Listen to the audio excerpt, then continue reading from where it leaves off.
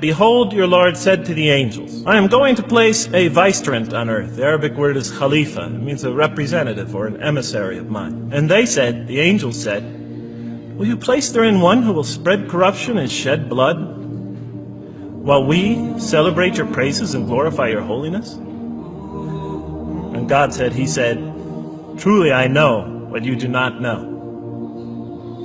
See, that's the verse that hooked me. That's the verse that caught my attention. That's the one that kept on making me read the story again and again and again. Because listen to the way it begins. Behold, your Lord said to the angels, I am going to place a representative of mine on earth, a vicegerent of mine, an emissary, one who acts on my behalf. I thought, that's not the way it goes. You're not supposed to be placing man on the earth in some positive role. You place man on earth as a punishment for his sin. Clearly, I knew the author didn't quite get the point. But still, it was an amazing line. But then I come to the next line, and it says, and the angels say, will you place therein one who will spread corruption and shed blood, while we celebrate your praises and glorify you? I looked at it again. I couldn't believe the question. I looked at that and I said, exactly. That would be my question. Why would you create this being, supposedly for some positive role, when he's capable of doing tremendous wrongdoing? When he could spread corruption and shed much blood? Why would you create this violent and pernicious creature when you could create angels?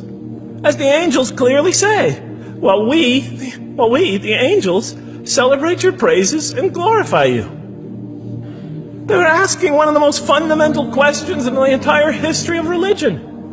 Why create you, man, this utterly fallible creature, this creature who could rebel against God's will, who could do such tremendous wrongdoing, who could wreak havoc like no other creature on earth, when you can make them angels?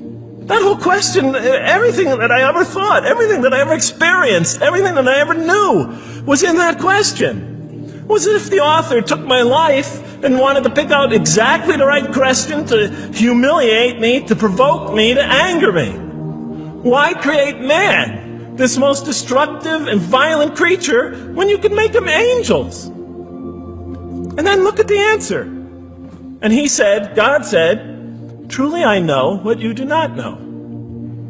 You know, in modern parlance, we would say, I know exactly what I'm doing. I read that and said, what? You know what you do not know? You know exactly what you're doing? Well, please inform me. Tell me what you're doing. You can't just get off that easy. You can't just tell me you know exactly what you're doing.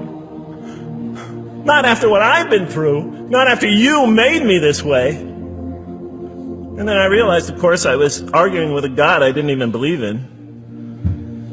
And that would happen several times as I read through the Quran. And sometimes I would just get into so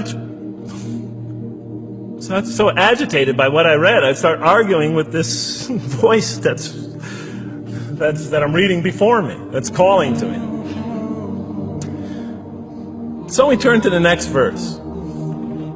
It turns out that the Quran just doesn't dismiss the question. It starts to answer it a little bit. And in the next verse it says, and he taught Adam, God taught Adam, the names of all things. And then he placed them before the angels and said, tell me their names if you are right. So this verse is clearly referring to the previous one. But notice what it says. And he taught Adam the names of all things. So here we see Adam is not only just a creature who knows how to name things, who's acquiring the gift of language, but he's also a learning creature. God is teaching him. Now right here, right in this verse, and it'll come even clearer in the subsequent verses, that the very first thing that the Quran is going to emphasize here is man's intellect. He is a learning creature. He is taught. And what is he taught? What is one of the great intellectual gifts he's given in response to the angel's question? The gift of language. Because through language, mankind can not only learn, but he could learn things not only through his own experience, but he could learn things that other people have experienced of times and places that are hundreds, thousands of years and miles separated from him. And so that all our knowledge becomes cumulative. Every generation learning from the generation before it. I'm learning today from authors I read from other sides of the world that may have existed 2,000 years ago. And so we all contribute to our collective learning and knowledge.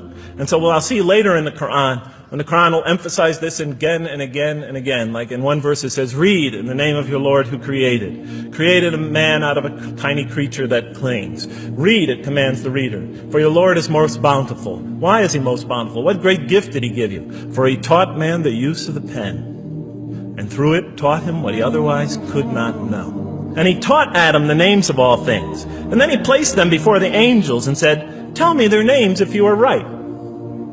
Okay, you have this natural question about this creation of mankind.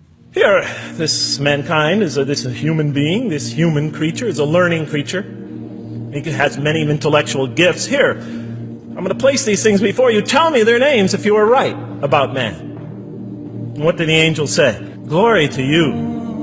We have no knowledge except what you have taught us. In truth, it is you who are knowing, the wise. They say this task, this intellectual test that's put before them is beyond their grasp. And so in the next verse we read, and he said, "O Adam, tell them their names." And when he had told them their names, notice how it's just like it's nothing for him. For mankind, he has this phenomenal ability. And that's clearly the point of these verses.